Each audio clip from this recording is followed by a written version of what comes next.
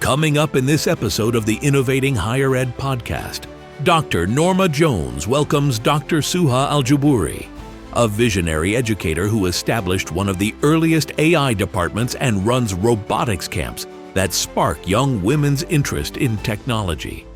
Hear how she teaches both students and faculty to build and harness AI, transforming lives and widening access to cutting-edge innovation. Join us as we boldly explore new frontiers in educational innovation. Hello, I'm joined by Dr. Suha Aljuboori from Folsom Lake College. She is the head of the brand new AI department there. We're going to cover her journey from Iraq to starting a robotics camp here in California. Dr. Aljuboori, we're so thrilled to have you. Thank you. First, thank you, Norma, for giving me this opportunity. I love talking with you. You know, I really enjoy doing this. And so for my journey, I finished my studies, my bachelor, master, and a doctorate back in my hometown, Iraq, around 2006. I have two girls, and me and my husband established a very, I will say, a very beautiful family and beautiful life there. But because of the war and, things were unsafe there, we needed to move to Jordan. And we did that on 2006. When we start over again, building a new career in Jordan. And I was teaching there in one of the private universities there in Jordan. We spent 7 years in Jordan. Then before I moved to US, I was the department chair of the Management Information System in Al-Isra University in Jordan. And everything was well established. Everything was good. Then we had an opportunity to come to USA. By that time, I was having 3 girls. And because I was looking for a better future for my little girls, me and my husband decided to move to US. And it was for me at least, for my first time, I'm going outside of Middle East. It was a very big transition at that time. But again, we were looking for to build a better future for our kids. And that's why the main reason why we made this move from Jordan to USA. And your husband, he had his own company in Jordan as well. Like he was a major partner in a company as well? Yes, he's an engineer and he was doing a great job here. And he's partner in one of the engineering companies there in Jordan. And I think I shared with you, my mom, and she did something similar, my parents, where she had a master's and she came to the U.S. and her first job was she was waiting tables so that her 3 girls, right, could also have a better future. So what was what happened when you moved here? You started enrolling as a student in a community college, even though you already had a doctorate and ran your own department. When we came here on 2013 to USA, everything was new for me. I didn't know where to start. I needed a few months to establish, to set up everything for my girl, their school and everything. Then I start thinking, what can I do now? And since I graduated from my first degree, I was teaching. So I didn't know to do anything other than teaching. And I decided, okay, before I can pursue any teaching career here in USA, I need to see how teaching process is going here, what system they are using, what technique they are using.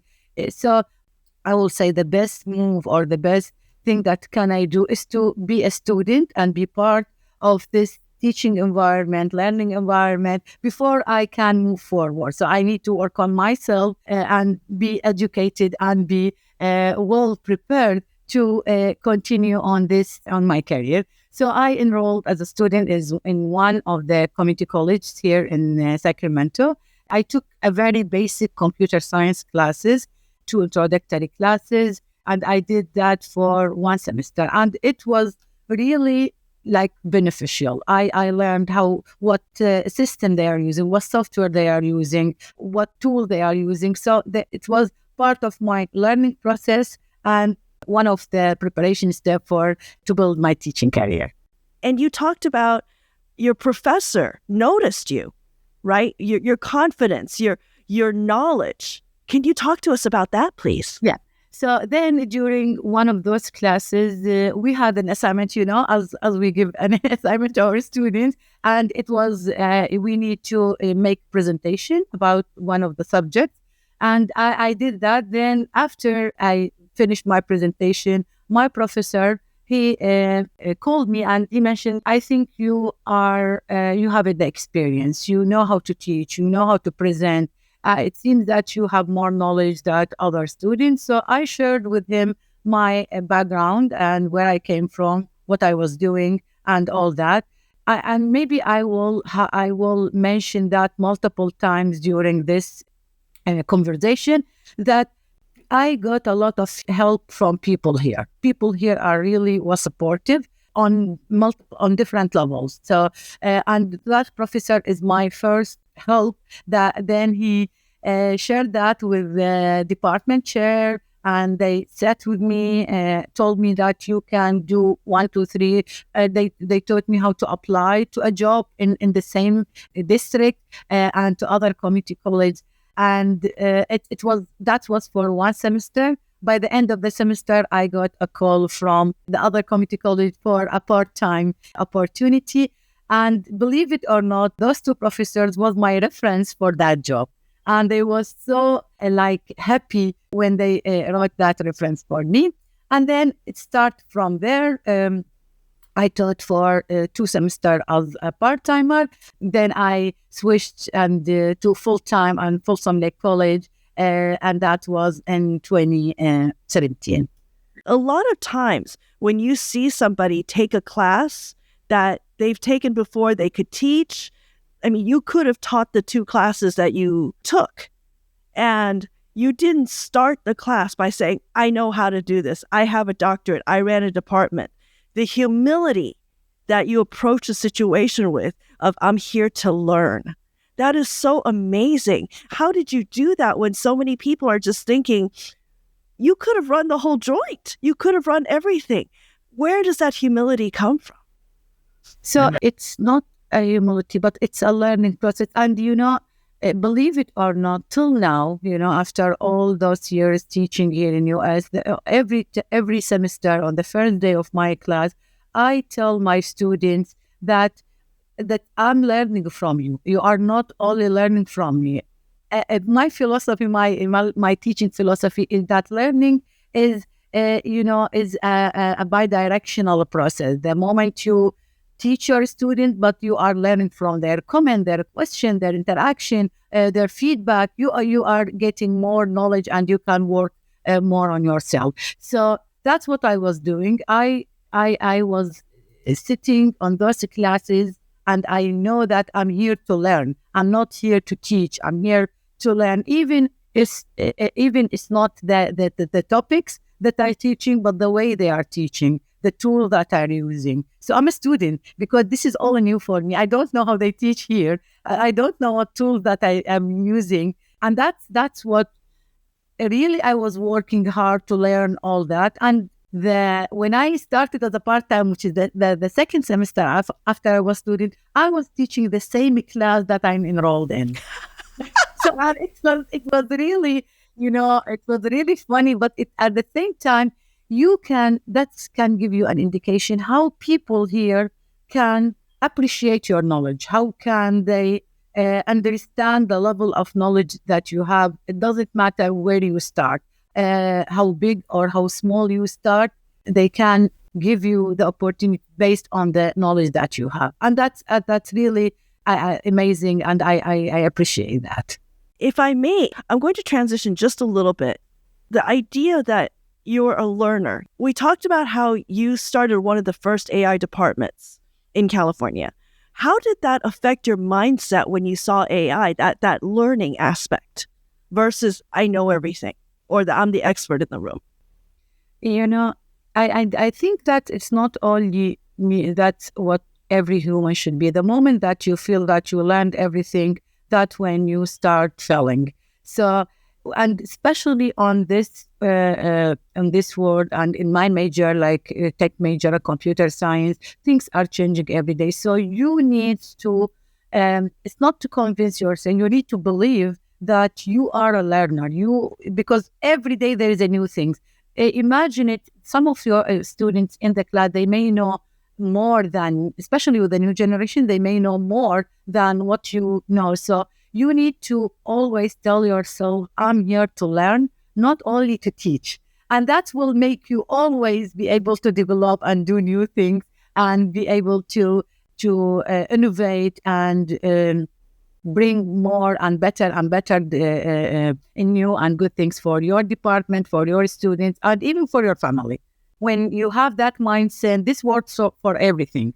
So I can learn from my youngest daughter, and I can learn from my student, from my dean, and also I'm open for that. I love to learn because I want to work on myself, and that's, I think the best way to do that is to be always able to learn. And that's what, when AI come and we started digging on AI, I was introduced to that area or that topic without no background knowledge. So I started digging on that, reading, working with colleagues, also maybe listen to lectures. I'm trying to get certificate. That's why you can understand how important is what are you doing, and you will be able to help improving that or growing that in your college and in your district, probably in the whole state. You and I were both in the California community college system, and something new happens, right? So you have a lot of people who early adopters, innovators who want to try things new. And then you have people who rightfully fears, like, this can be a scary thing because of potential issues with academic integrity, right? Having to shift the way we teach. There is a lot of anxiety. So given your mindset of the lifelong learner, do you have any advice for some of, or even some guidance or words of wisdom for people who may be afraid of what AI and education are kind of doing together? Do you have any words of advice? Yeah, I will say, please don't be scared from AI. And that's for all people. We need to be open to all the changes and development in our world and accept it. And don't make judges before you learn or you educate yourself about it. Don't just take a defensive, I will say, a defensive situation and say, I don't want to use AI. I'm scared. AI is cheating. I will not accept it. I will say, and that's what I'm saying to my other colleagues when we talk about AI. Try it before you judge it. Try AI before you learn about AI because I believe if you don't learn about something, don't make judges about that thing. I think as an educator, we need to teach ourselves that we are learner, because in order to be a good educator, you need to be a good learner. And it's not only for AI. We don't want to be scared of knowledge or science. We need to be open-minded. So, I remember one of our colleagues, he mentioned that there is a type of syndrome that can happen to people. They always hide from imposter syndrome? Yes, imposter exactly. syndrome. Yes. Don't forget. Yes. Yeah, don't do that. Don't, because you are hurting yourself. And that's what I think most some tech companies, they have that quote when they say AI will not take your job. It's a person who is using AI who will take your job. Okay, so please be open for all changes, not AI, because there will be more and more changes. Though, be open and be able to educate yourself so you can face those changes and be able to use the good and things from those changes, and be able to teach your student about it, educate them, bring guidelines, put policies, put regulations to be in the safe side. But at the same time, there are good things on it that you can use it and can help you save your time, do a better job, and also you will be closer to your student because you are thinking the same way. I'm talking your language, so they will be able to understand you better, and same for them. I know you just started this department, but I would love to hear about any early wins. Have any teachers begun to shift their strategy since you started? And what impacts are you seeing so far? Yeah, I think, in September, we had our first AI summit based on the establishment of the new AI department here in Folsom Lake College. And I was able to sit with colleagues from Folsom Lake College and the other community colleges in the district. Believe it or not, sharing all those information, sharing what's going on the AI world, what policies are there, what guidelines are there. Like it's like comfort those people, make them less scared, make them able to face or to be more open to the using AI tools in their classes or share that with the students. And we also discussed that with the students. We have student panels. So we heard from our students their stories, how they are using AI. I feel after that summit and, going on with the more workshops and more meetings and more conversation regarding AI, I feel people are, I will not say not scared, I will say less scared of using AI or facing AI. When I'm in a meeting, when we say AI, before that, the people that they were saying no AI, we don't want, no, this is cheating. I feel the number of those people is decreasing with time, with the establishment of the new department, with all the work that we are doing, the presentation, the lecture, the workshop, and that's why one of the workshop that I'm running this on our Flex Suite for this semester is just an open workshop, people for faculty to try AI, to use AI. So I feel when they use it, they will feel less scared about it, and maybe share more about how you detect AI, how you face AI, policies, guidelines. So yeah, I feel that is a good step or a good movement in the correct way. So we are not forcing people to use AI, but we are trying to educate people, and at the end, it will be their decision whether to use it or not. But it's our responsibility to share what we have with others and give them this opportunity to learn. Maybe they will change their mind because at the end of the day, it's the best for all of us. I love your approach because it's not you have to use it. And part of the imposter syndrome is I'm afraid I don't know this as much as you do. So I'm afraid to share my lack of knowledge with you, especially when you're running the entire AI department. That could be part of the imposter syndrome. So I appreciate how you are creating almost a safe space for people to express those anxieties, to learn from scratch, right? How to use this, here's the program, all these basic things. Are you creating programs like that for both teachers and students to safely learn this new technology? I'm in the process of creating a series of workshops for faculty to use AI tools that help them in their teaching process. And for students, we are building some certificate and a process of building more certificates. So there will be simple, just use Gen AI tool, other that more technical for those people because, the fact that I think you know that, Norma, even better than me. AI touches all disciplines. It's not only about computer science or CIS. So you need to be aware that there are people may want to learn about students, let's say students want to learn about AI and they have no tech background. So you need to have that space for them. Build certificate that help people just to learn the tools, use the tools, and maybe go find a job.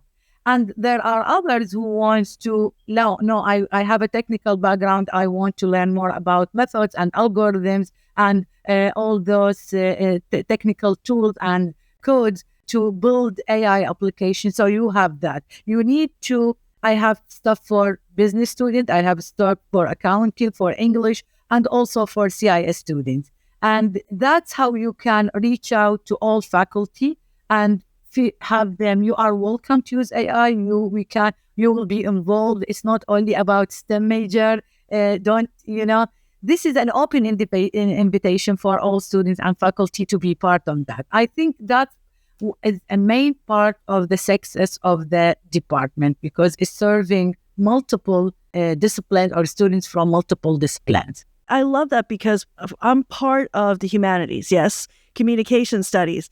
You go to any professional sporting event and they interview the cheerleaders and we are all communication studies majors, yes? So a lot of times we're afraid of STEM. And I'm going to say this right now, I'm terrible at math. I'm sorry, ancestors. And I'm Chinese, I'm sorry. And so the idea is that I love how you are considering how we're breaking down the silos. How does your new department break down the silos so that it's not just, only for computer sciences? How do you reach out like that? Communication. You are a communication major. And, by the way, I learned a lot from you. I was influenced when you provide your presentation and it's really touching, It's easy to understand. People can get it and you are using a very simple language that people can. And you are using a lot of communication tool that, I really appreciate that. So I steal from you that communication is the main way of getting things to happen. So I was reaching out to other people. I was sitting with English people, math people, and you need to make people feel that you are not talking technical. You are not using your tech background and you can't understand this. No, you can't do this because it's tech. Always make it anyone with no background can do that. And when you sit in any meeting, in any committee, when you have any conversation with your colleagues, we need to make it clear that people with no computer science background can do this. It's for all, okay? There are different types, yes. There are different ways to do that, but communication is my way that I use it. I learned from you to reach out to people and start the conversation with them and send this open invitation for all those faculty and colleagues to use AI or let's talk more about AI. Just that. Thank you for that. You're so very kind. Thank you for your kind words. If I may ask, and to turn the direction away from myself, can I ask how your daughters have inspired you to be such an amazing teacher? My 3 girls, and I want to really mention it hardly that my family was my support system. My husband and my 3 girls. Without them, I couldn't be able to do any of that. Especially my husband, who's really pushing me forward. He's always happy if I'm doing new things. So for my 3 girls, so how when we started AI, Intel was approaching Folsom Lake College that we have a program if you want to have a training on that AI for Workforce program, and that's where everything started. I took the training, and that was on the 2020. It was really interesting, and in fall 2021, we started our first AI course, and everything started from there. But for me personally, as I told you, I want to learn about this for myself. I will not be hesitate to say that when I came here, English is not my first language. it was easy for me to communicate tech, to write lecture, to explain to students, to teach, because this is my field. But when you come to the personal communication, if you ask me to write a personal email, there is a struggle. So always I was reaching out to my girls to help me, on the English, on the English grammar, English, how to build sentences. And that was taking a lot of my time. Then when I started using AI and start using those AI tools, ChatGPT and others, to help me just to at least write my emails, that was a very great transition for me. So I didn't need to go back and wait for them to be able to help me. And they told me, Mom, why you can't use, for example, ChatGPT to help you to write emails, for example. So it started from there. As I told you, I listen to everyone, even my youngest daughter. I listen to them. And when they give me this idea, I start digging on that. And now I can do everything. I don't need them anymore to help me with that. And that's how my girls was pushing me on, or was helping me to introduce to AI.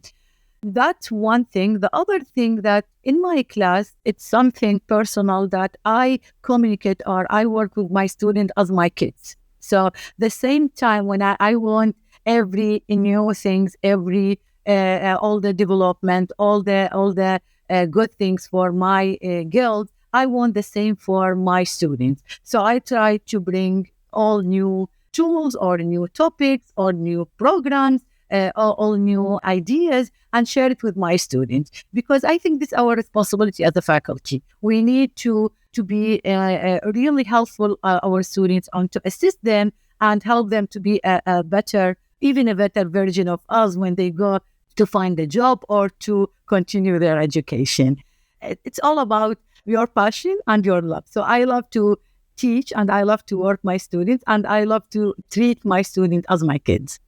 I'm considering what you're saying about, I'm going to back up just a little bit with the language barrier. And I'm also first generation immigrant, and I sound like this because I got here very young.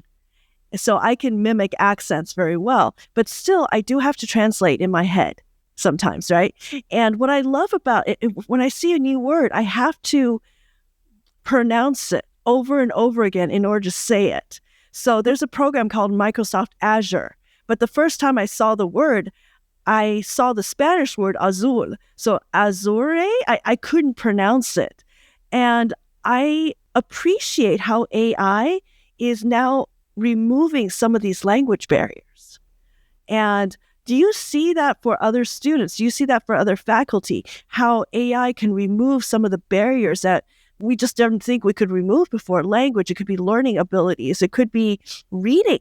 Do you see any of that for your students? Yeah. And even for fellow faculty? Yeah, it's there is a lot of tool that can, because we have students, and I can tell we also have faculty. They have some, I would say it's not issue, they have some differences on reading and writing, and that will prevent them from doing what they want to do, or providing the knowledge that they have.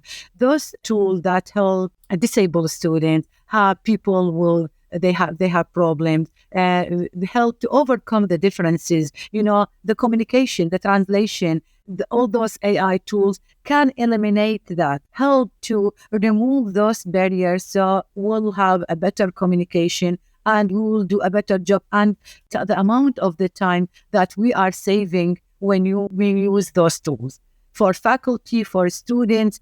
I say that when we use them ethically and we use them in a good way, it saves a ton amount of time for us, and that helps us to learn more and then to educate our students better. So I can see it. And as I told you, the more you talk to people about AI, especially colleagues, they introduce me to a new tool that helps them to solve an issue that they have before.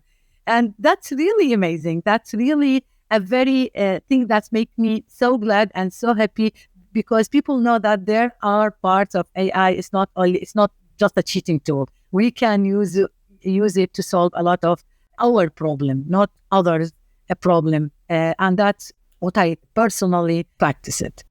It has to be so gratifying that folks that you initially showed how to use AI, they're coming back and showing you new tools that, again, to what you're saying, that it's not just unidirectional, it's bidirectional. We're all learning from each other. Yeah. It's amazing to see that we have this opportunity as educators to do that with something new, and that we could share with our colleagues and also with our students. And I'm guessing our students are probably finding tools faster than we are as well.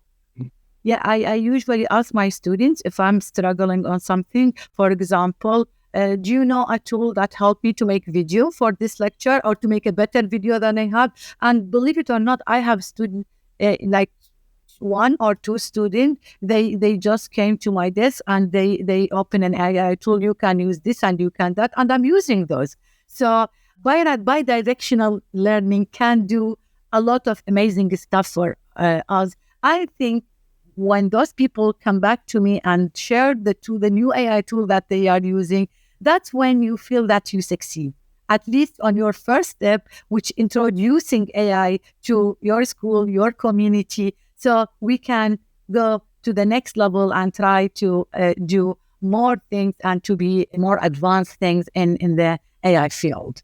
If I may also just switch back to what you said about so much about learning from your girls. And even though we have tools like AI, even though we have so many technology tools, there are still some gaps that we need to fill. One of the ones I think we talked about was so important was about females being underrepresented in a lot of the STEMs. That's still an issue. One of the things you talked about is robotics camps. Can you talk to us about how you're building that and how that's flourishing? Yeah. Here, and that's different from Middle East here, especially when we talk about computer science. It's a male-dominate major, and then you can feel it from the first day you enter a class. And when you look into all the statistics and the enrollment history, you can tell how many female compared to how many male students in your classes. So I start thinking this is an equity issue that we need to work on it, to focus on it. And since community colleges, high school, always the main source of students to all community colleges, so I decided to start from high school level. My middle daughter, she was in high school too, and I was starting. Okay, what is the one of the main topic that girls may be worried or scared from doing that is like, if we do robotics, if we do more hardware and software, if we dig into that field more. And that was the main idea of our one of the first camps, because I continue to run camps, and that was back in 2017 when we started that. And so it was the first high school girls and robotics camp. And we ran it we were running it during summer, and we did that for 2 years. And it was amazing. When you give those girls a space to do, they shine up. They do amazing stuff.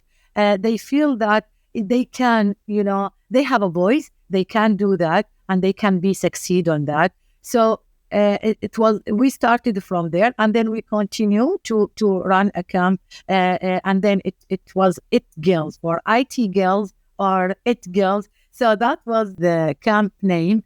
It wasn't limited to robotics. We every year we were looking what is required by the industry, what is required by school now, what programming language is required. So then the next camp was we opened the next camp based on that.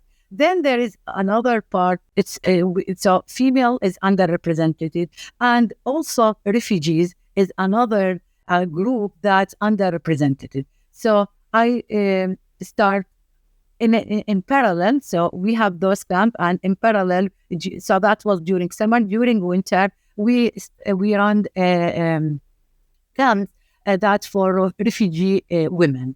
Okay, so it's also for women, for refugee women on computer basics. So because they have no, I know a lot of those ladies, when they come from their country, they have no knowledge, no computer knowledge, and they want to find a job. They want to have their family, their spouse, their kids. So we started those computer basic camps, and then we have now an office in our district, all for refugee career pathway. And I'm doing now, instead of once a year, I'm doing it twice a year.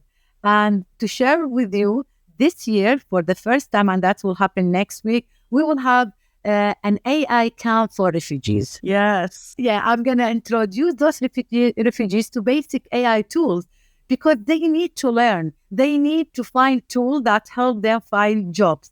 This week, we finished the basic computer camp. So now they know how to use computer. Again, AI, you don't need, if you want to use a tool, you don't need a background. So they can just, the same group can continue with the next camp, which will be happen next week, for using AI tools. You need to talk them to your, and language was a barrier, so you use a translator. There were assistants during those camp, translate from English to other languages that those that people from different areas can talk. Yeah, so we are introducing AI. We are continue sending open invitations to people from all groups to use AI, and you are the first one who I'm sharing this with. You talked about translators. Are you using AI or are you using live translators? No, I'm using AI with like assistant, human assistants, like people that they talk English, for example. They talk Farsi and they talk English. They talk Arabic and they talk English. They have bilinguistic, so they can help me assisting those women. Or now for the AI camp is for both genders, because we want to reach as much as we can students. We use it. It will be online, so we'll have work groups. I will be explaining everything in English, assisting them. And then if any one of them struggle in English, the assistants can translate and talk to them in their language. So I need to train the assistants first. Then we can start the camp, so everything will be well prepared. I can't use AI tools for translation because they don't know AI. The whole idea is to introduce them to AI. So maybe later I will show them how to use AI for translation, and I think that will be a big help for them to continue their lives and find jobs. But for now, they have zero background on AI, and that's what we want to build. So maybe there will be a next level next year for those beginners, and that's how we can grow. This is amazing. You are creating opportunities. You're creating hope. You're empowering. I mean, I'm over here shaking because I'm just so excited about this, that you're creating this wonderful opportunity for people who may not have had a lot of hope. And again, I'm sorry if I'm making generalization, but if this now exists as an opportunity, as an empowerment tool, that is wonderful. And then I'm curious, I would love to hear from you, later on, how the people attending these camps are doing. And how did you come up with this idea? I think they deserve to learn all new tools that help them to build a better career. And people, they did that to me. When I first came here, without the assistance of my professor and the head of the department at that time, without their assistance, I couldn't find my way and reach this point. So I think as a humans, we need to help each other. We need always to listen to each other and help others to be better version. When people help me to do that, now I am able to help others to be a better version or to learn new things. How I thought about this, because I think they deserve it. Everyone deserves in this work. Everyone, if they are willing and they have the desire to learn, it's our responsibility as a faculty and as an innovative faculty, because we want to learn and we are learning. So I think it's our possibility to carry this knowledge to other people from different groups. And I think you are doing this also. It doesn't matter what is the student's background, what is the group background, what language they are talking. We need to access them and we need to find a way to communicate with them. Again, it's all about communication. I'm curious, where do you think the department's going to grow? Because 5-10 years ago, AI was not something we even thought of, right? It was something we saw on television or movies. And where do you think your department's going to be? Where do you see it going? How do you see the future of your department and AI in higher education? I have a lot of plans. First, I want to establish the courses and the program in the department that serve different people from different discipline, from different background. I want to have different levels of certificates and degrees that can help people to either to find a job or to continue their education. That's one goal. The other goal is to work with other community colleges that starting this path, this AI path, or starting a department, or starting a program, to work together to a cohort. And I think we are doing that in our consortium, in the California Community College AI Consortium. That we exchange ideas, we exchange resources, we help each other, because at the end of the day, when we work as a cohort and we grow as a cohort, we are growing AI in our state, and we are helping multiple people from different disciplines. So my goal is to be part of the cohort that planning to grow AI in California and USA, and at the same time have a well-established department and work also on enrollment. So how I can attract more students to be to enroll and take those AI courses and learn more about AI. It's such a clear path, and I can see your passion, not just as an educator, and also a learner, and sharing that knowledge and creating opportunities, just like all of these students are your children. You want them to be better versions, not just of themselves, but better versions of us. And to create that empowerment, to create that opportunity is just, I know I used this a couple of times, beautiful. It's empowering for me and inspirational for me. And I really want to thank you for your time. And I'm so excited. I'm hoping you'll come back so we can hear how the camps are going, what the department is doing. Thank you so very, very much. You are welcome. And I thank you, Norma, for giving me this opportunity to highlight all the work we are doing, to highlight my journey. I hope that was helpful, that will be helping others to believe more on themselves and believe that if they want to do, they have goals and they want to reach those, they can do that. There is always time and there is always opportunities to do that. And you are one of the people that inspiring me, to communicate better and to create a better ways of communication with people. I totally appreciate it, and I'm glad. I didn't even feel the time. I'm glad to have this conversation with you, and hopefully we can make it again. Thank you. I'm blushing so hard right now. I appreciate it. And thank you, Dr. Suha. Thanks so much for tuning in to the Innovating Higher Ed podcast.